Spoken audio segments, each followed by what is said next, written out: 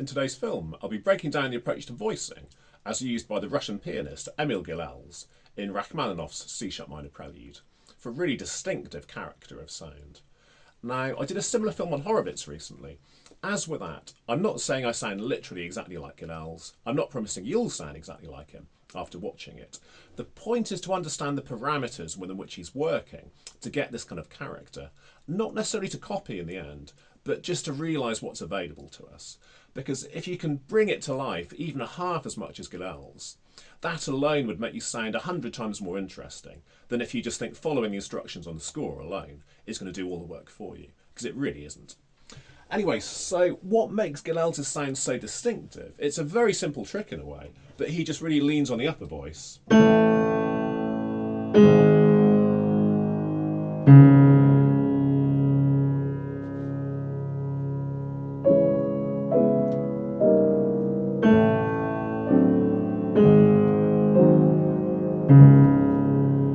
That's at the upper voice of the lower part. We have a unison, 3 different octaves working together.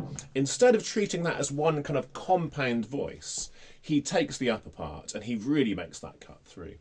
Now, if anything, the more obvious approach to recreating the sound of bells is usually to lean towards the lower parts. So if anything, that's an option too. If you want to make a really big sound, it's a very common trick. I suppose part of the argument for why he doesn't do that is by saving it for later, when we get to the climax, when the texture is fuller, and he really lets it rip. It gets a much bigger contrast, but it's just so striking anyway to hear one of those voices coming through. Now, I may make an argument though, actually, possibly the left-hand thumb is the one that he subdues the most. It's not necessarily the whole of the left hand being softer. This cuts through plenty, but there can be a risk it starts to sound a little bit empty. So I'd actually suggest that maybe he's doing a little bit more with the lower part of the left-hand octave, and it's the middle one which is taken down the most. Now you can also play around with this as it goes on. He doesn't always do it the same way. When he gets to the C natural, let's see, when he gets to this part, he particularly makes this one come through.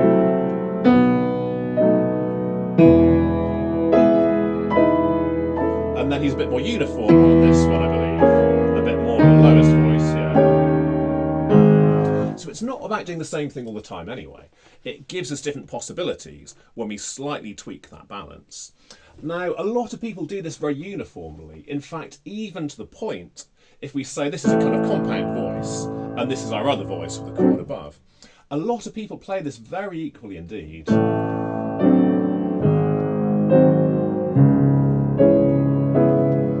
For me, it's just dead. It doesn't sound interesting at all. We want to hear the lower parts ringing out.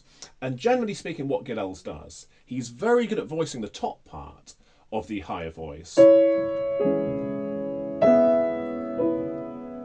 that cuts through. The exercise I would use to learn to do this kind of thing is play that on its own first, add the rest of the chords softly. And the trick is don't lose the physical focus on that finger. Don't take over with the other ones, but quietly add them on, while that fifth finger keeps its presence. And then when you play them together, hopefully you can get that bite in the fifth finger without everything else having to be loud. Quite probably, by the way, I think he probably uses the soft pedal and physically plays relatively loudly with that finger, and the soft pedal quietens it down. I'll just show that a bit. Now I'm really trying to make that finger come through. With the soft pedal it's not easy. But see, it's very different if I play everything uniformly. Particularly when I get to this part here, we lose the sense of the interest in the lower part. It takes over way too easily. So the normal thing to be sure of is always have less when we come in. Just focus on that one. And what he does, he varies it though when he gets to this one. There's a kind of interruption accent on that one. So it's not that we always make the upper voice quieter. It's just that our foundation is to let the low ones ring through, keep the upper part softer. Every so often, the interruption accent comes instead, and we steal the attention away. Anyway, so for me, that's the main thing that he's doing throughout this, really showing the difference between the parts. Let's see, a little things we get towards the end here. Most people tend to do this. When we get to this one, slightly lean on the left this time. I'm pretty sure that comes from Rachmaninoff's own recording. Oh, the other thing to add, by the way, actually, an interesting thing is that I never noticed this, but I believe Rachmaninoff does it very similarly to Gilels. I didn't really detect this because of the bad sound quality of the very early recordings. But after I got to know the Gilels recording and listened to Rachmaninoff again, I'm pretty sure that Rachmaninoff is doing a very similar thing. I didn't hear it until I knew what it sounded like through Gilels, so maybe I'm imagining it to some degree, but I'm pretty confident that we're hearing the exaggeration of how the composer actually played it himself. Now, anyway, coming to the middle section here. Again, Gilels' voicing, really famous for this singing quality. If you want this middle section to work, anything like he does, what I recommend as an exercise first is focus that one. Now, there's some rotation here. A lot of people use rotation to drive the key, and they get horribly stuck. The trick is not to rotate to drive, but to simply open up around that finger so the rest of the hand is free. A basic anatomical thing I'll just show is that the fifth finger, down here, the two forearm bones are crossed at the moment. If I go like this, they uncrossed. Now they're side by side. And the central bone is down the fifth finger side. The thumb wraps around it. The fifth finger stays in place. So to deliver rotational energy, we have to use the whole arm. It can get very forceful, very ungainly to use so much mass. So the trick is basically just open up around it. Now, a good exercise if you want to learn to control these, anything like Gilels, it's not about playing the melody really loud. It's about subduing the opposition. So that's got to be clear. Good exercise, rhythmic variation. Pause there first to hear that sound, and then basically brush through the notes in between. Very often what we tend to do with rhythmic variation exercises, they can be very dry, very technical. So a lot of people would do this. But that's what we want to get away from. The idea is give yourself time to focus, feel the focus is there.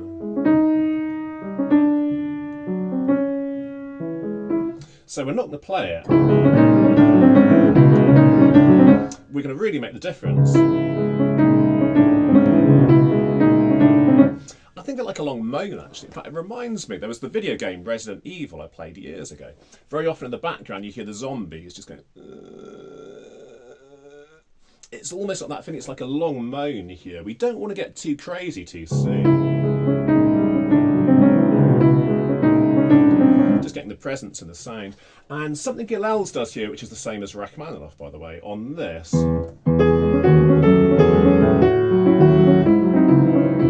Basically, he takes time on the first one and then passes through the next one.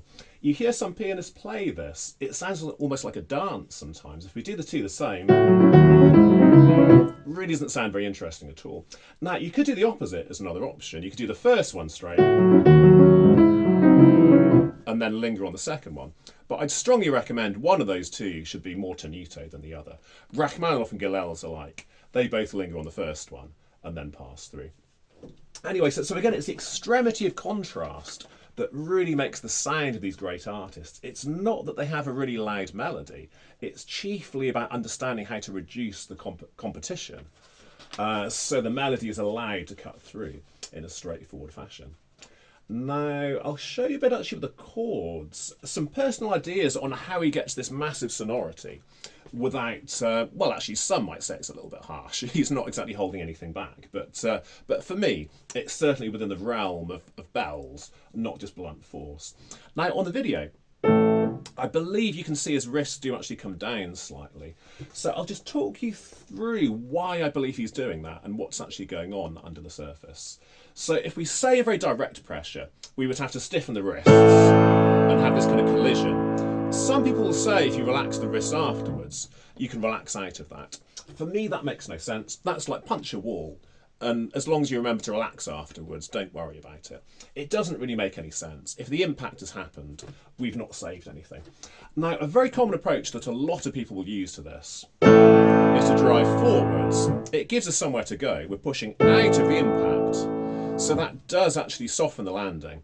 The problem is it's a bit unsustainable, and Gilels certainly, I don't see this in the film that he's doing that, even on a small scale. It looks much more like he's doing this. Now, I'll just show you in terms of the leverage. The thing about going down is it doesn't really send anything to the key.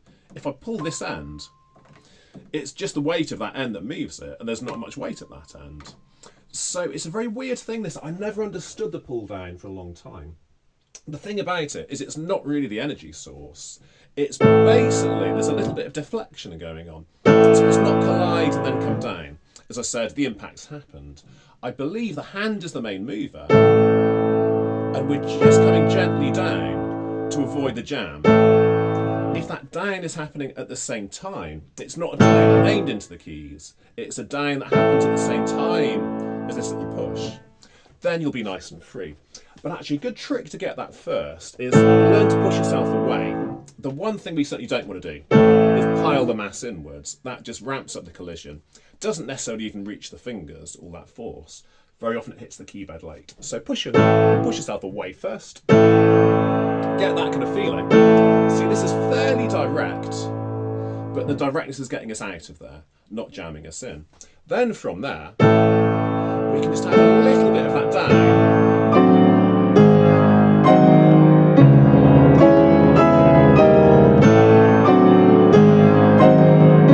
So for me, this is the closest we can get to a very direct energy transfer without the collision. This is one solution.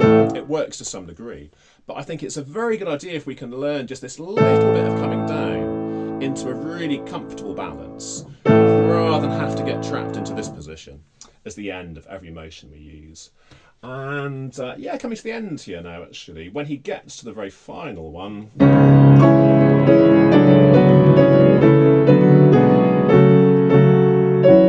we're back to that sound again.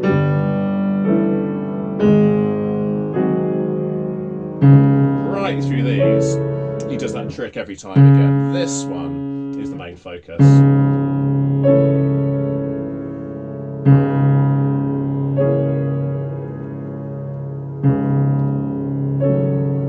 Sorry, I'm forgetting the notes there, I'm not playing that no more.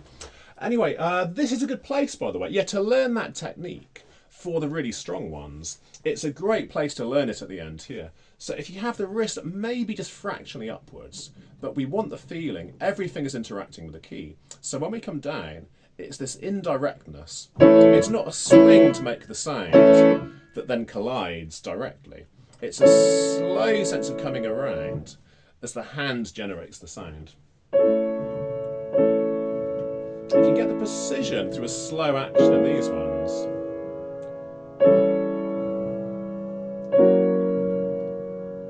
so it's not gravity moving the keys here, particularly the last couple here.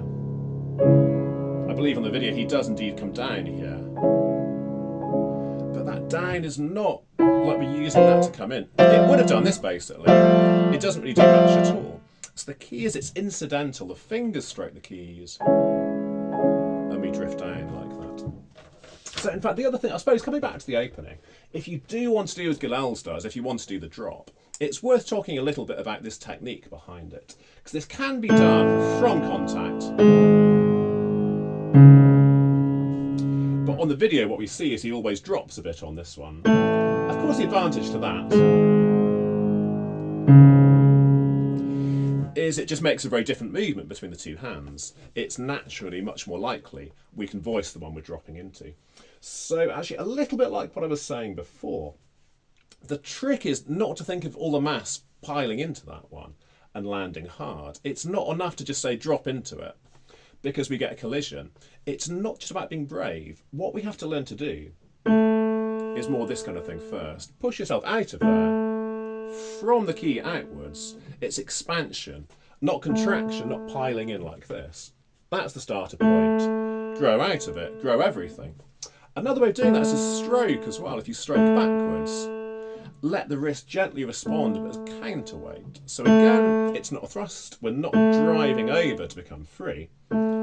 If you use the wrist as counterweight, you'll just converge on a nice comfortable central balance. If it goes beyond that, that's a sure sign you're pushing, and it's quite possibly a bit too much. So when dropping, there's actually a lot of finger action in there. Now, a few ways of doing this, by the way. One is to cluster all these together, and then possibly they push outwards like this. Another one is take just the finger 3. We can brace it a bit with the thumb, but still we want a bit of that movement going on. The thing we never really want is just to land dead like this. You certainly won't get the Gilels sound or anything close to it if you just fall on the keys. The magic to it is that little bit of finger action. It's almost the same thing as when we do this one. So I'd certainly practice that first. The key difference is really just a run-up and almost nothing else. Yes, there's a run-up, but as we get there, we're pushing out. And then it helps to get that nice rounded quality of sound ringing. It doesn't feel like it's a crash where we hit the keyboard hard. It's that sense of lift, drifting out of it.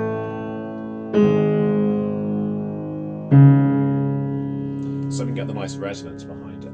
And by the way, speaking of bringing this into other places, personally, I like this idea very much for the end of the first ballade by Chopin. Not played it in ages now, but the closing bit, if I start with the octaves, I always like to do the same here. A bit of a drop there. I find it can be dramatic if I play like this.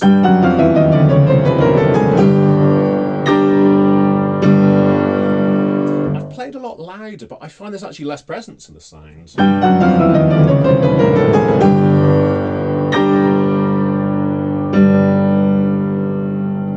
Just by having that one note cut through differently to the others, for me, the piano sounds far more alive than if we play them all as a single unit, all landing equally together. Anyway, I'll stop there for now, but do follow for videos both on general technique, and I'll do plenty more breaking down some of the ideas behind the approaches to sound from various Golden Age pianists as well. Yeah, catch you again.